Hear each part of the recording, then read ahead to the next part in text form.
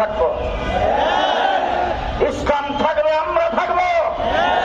যদি বাংলাদেশে কোরআনের বিরুদ্ধে কোরআন হয়, বাংলাদেশের ইসলামের বিরুদ্ধে কিছু হয়, আমাদের লাশের উপর দেওয়া হইতে হবে। সুতরাং পরিষ্কার ভাষায় বলছে, আমরা বেঁচে থাকতে ইসলামের বিরুদ্ধে কিছু হতে পারবে না।